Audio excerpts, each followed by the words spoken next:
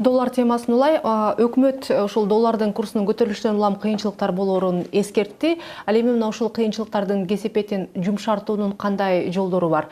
Бул туурасында биз бүгүн жогорку кеңештин экономика жана фискалдык саясат боюнча комитетинин төрага орун басары Улукбек Кочкоров менен сүйлөшөбүз. Улукбек мырза, мынакей өкмөт кыйынчылыктарды болоорун айтты. Эми негизги маселе бул ошол кыйынчылыктардын кесепеттерин кантип жумшартуу керек деген болсо керек. Соода балансыбызды ала турган болсок, бизден чыгарылган продукция менен кирип аткан импорттун экөөнүн соотношениясын карап көрсөк, $1 товар алып чыксак, $4 товар алып кирип атабыз.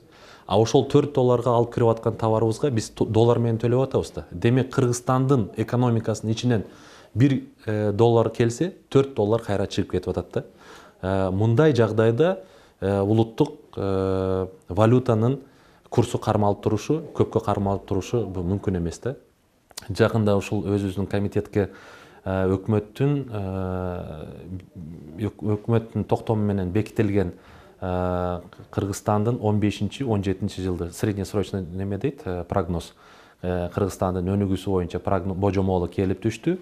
Ошол жерде дагы мындай бир маалыматтар келтирилгенде, эгерде ушу биринчи квартал 2014 жылдын биринчи кварталдагы эле тикелей инвестициялардын келиши жана кайра ошолордун сыртка чыгып кетиши боюнча статистиканы карап көрсөк, былтыркы биринчи кварталга салыштырмалуу быйылкы биринчи кварталда 94%га төмөндөп кеткен дагы бизге инвестициялардын келгенинен чыкканы көбүрөөк болуп $64 миллион түзгөндө. Демек, Кыргызстан экономикасында бүгүнкү күндө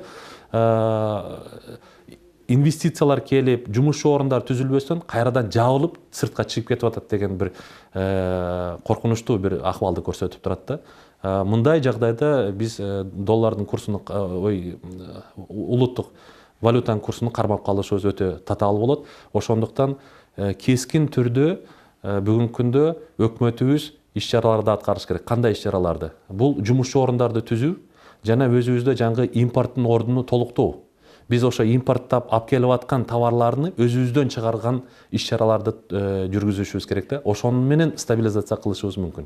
Албетте, стратегиялык пландагы иш-чараларды айтып атасыз, бирок эртең эле ал абал жакшырып кетет деп күтүү кыйын да. Бирок ошол эле маалда, мисалы үчүн, сомдун кунуна таасир этүүчү фундаменталдуу негизги себептер азыр деле көрүнүп атпайбы? Бул түздөн-түз орус банктарынын таасири, ошол эле мунайдын баасы арзандап атат, аларда рубль болсо түшүп атат.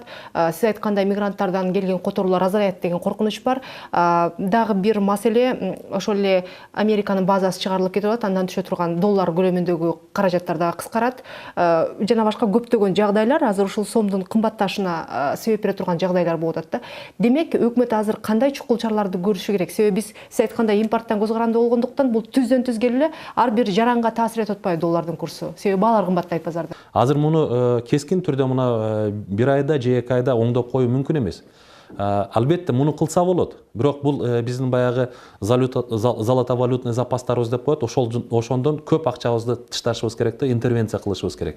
Бирок эми улуттук банк деле такай эле интервенция кыла албайт да, алардын дагы $2 миллиард резерви бар. Болгону $2 миллиард бизде резерв бар. Биз улам эле жаңгындай кылуу менен биз өзүбүздүн дүйнөлүк рейтингде бир топ немебизди түшүрүп алышыбыз мүмкүн. Тилекке каршы биз ушул эгерде бажымды биримдигине кире турган болсок, баягы баа кандай өсүү болобу же ордунда калабы, ушул боюнча өкмөт дагы жакшы мындай маалымат бербей аткандыгынан дагы элде ушундай бир ажиотаж болуп атат.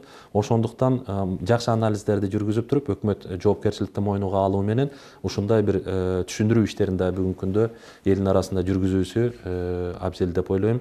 Себеби элде мындай коркунуч бар. Кескин түрдө бүт товарлар кымбаттап кетет экен, ошого кичине запас кылып алайлы деген ойлор да болуп атат да. Ушул ажиотажды да бүгүнкү күндө кичине жөнгө салыш керек деген ойдомун. Ошол эле маалда мынакей азыр өкмөт азыр эле айтып атат, таасирин сезип атканын. Кошулгандан кийин, бажы биримдикке кошулгандан кийин Россиянын экономикасы стагнация абалына келди деген анализдер айтылып атат. рубльдин куну мындан ары дагы түшө берет, мунай болсо $60 чейин баррели түшөт деген божомолдор бар да. Бул ушул коркунучтардын баарын эгер эске алганда, Кыргызстан Бажы союзга кошулгандан кийин экономикалык көрсөткүчтөрү кайсыл жагына кетиши мүмкүн экен? Ушундай кандайдыр бир анализдер барбы? Тилекке каршы ушундай анализдер жок. Биз айтып атабыз да, ар бир тармак боюнча силер мындай модельдештирүүнү жасашыңар керек эле деп. Ар бир тармак ошол эле тигүүчүлөр болобу, ошол эле башка мына мөмө жемиш чыгаргандар кимдер болбосун, ошолор боюнча ошолордун шартын алып, бүт немелерди кылып туруп бир модельдерди түзүп көрүшүңөр керек депчи. Бирок тилекке каршы ушу жасалбады дагы, албетте эмне болоору бүгүнкү күндө бүдөмүк болуп атат да. Эч ким ачык айта албай атат кандай болсо. Албетте бүгүнкү күндөгү мынабу Россиядагы экономикага тийгизип аткан залакалары Кыргызстанга тийгизбей койбойт. Эгерде биз бажы биримдикте болсо, бул таасир андан да күч болот да. Ошону биз эсибизде дайыма тутушубуз керек. Дагы бир нерсе, мынабу батыштын болуп аткан баягы санкциялары бул эми гана берип баштады да. Бул мындан ары дагы мындай катуураак таасирин бериши мүмкүн. Демек, мына бүгүнкү болуп аткан процесстер дагы мындай оорчундуураак болуп, Кыргызстанга кедергесин тийгиши мүмкүн. Ооба, премьер-министр айтпады алдыдагы 2-3 жылда белибизди бекем буушубуз керек деп.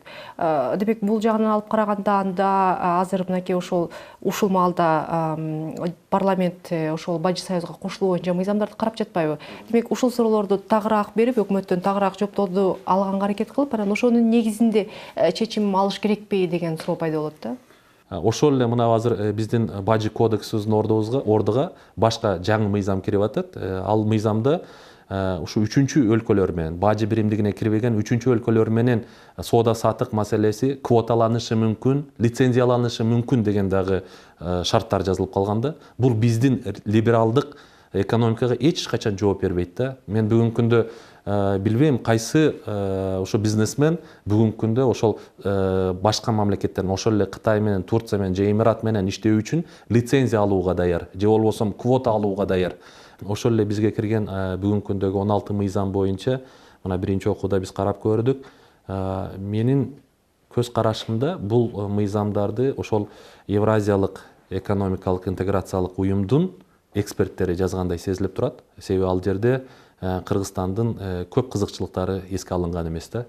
Ошол эле мына азыр биздин Бажы кодексибиздин ордуга башка жаңы мыйзам кирип атат. Ал мыйзамда ушу үчүнчү өлкөлөр менен, бажы биримдигине кирбеген үчүнчү өлкөлөр менен соода саттык маселеси квоталанышы мүмкүн, лицензияланышы мүмкүн деген дагы шарттар жазылып калганда, бул биздин либералдык экономикага эч качан жооп бербейт да. Мен бүгүнкү күндө билбейм кайсы ошо бизнесмен бүгүнкү күндө ошол башка мамлекеттерден, ошол эле Кытай менен, Турция менен же Эмират менен иштөө үчүн лицензия алууга даяр, же болбосо квота алууга даяр.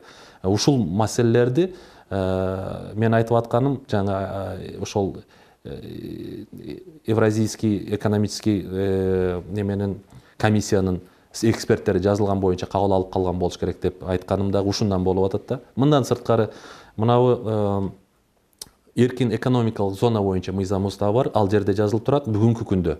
Эгерде ошол СЭЗдин субъектиси Кыргызстанга алып чыкса, 30%-ын гана алып чыга алат налог төлөбөстөн. Калган 70%-ын төлөп алып чыгат деп турат да. Азыр эми жаңы мыйзамды сунуштаганда ал жерде жазылып турат, бажы уюмуна кирген мамлекеттердин территориясына 30 гана пайызын алып кире алат, салыгын төлөбөстөн. Калган бардыгын салыгын төлөп алып кирет деген ушундай бир нормалар да бар да. Негизинен биздин ошо бүгүнкү күндөгү ошол эркин экономикалык зонада иштеген субъектлер Казакстанга багытталган ишканалар болчу, Россияга багытталган ишканалар болчу. Биз алардын да мүмкүнчүлүгүн чектеп койгондой болуп атабыз да. Мындан да башка мына салык кодексин ала турган болсок, ал жерде ушундай нормалар кирип калган. Эгерде Кыргызстанда переработка болгон товарлар бажы биримдигинен кирсе, бул поставка кийин нулевой болуп эсептелет, нулевой ставка деп коет. НДСти 0 неме менен, кийин себеби ошого кеткен НДСтерди бардыгын кайтарып алганга бюджеттен мүмкүнчүлүк бар. Ошол эле үчүнчү мамлекеттерден алып кирилип переработка болгон товарлар үчүнчү мамлекеттерге кетсе освобожденный болот деп. То есть бул баягы бюджеттен кайтарылып ошол кетирген чыгымдар кайтарылып берилбейт деген ушундай бир немелер бар да. Кескин түрдө биздин баягы үчүнчү мамлекеттер менен боло турган иш аракеттерибизге залакасын тие турган нормалар кирип калган да. Ошолорду азыр биз колдон келишинче оңдоп, ушу бардык бизнес ассоциациялар менен отуруп, ушул туура эмес жерлерине оңдоо жака иш аракет кылышыбыз керек. Мен ойлойм, негизинен бүгүнкү күндө саясий чечим кабыл алгандыктан кирүүбүз уже анык болуп калды. Бирок анык болгондо ошол мүмкүн болушунча өзүбүздүн кичине бир кызыкчылыктарды сактоо менен кирсек жакшы болот эле.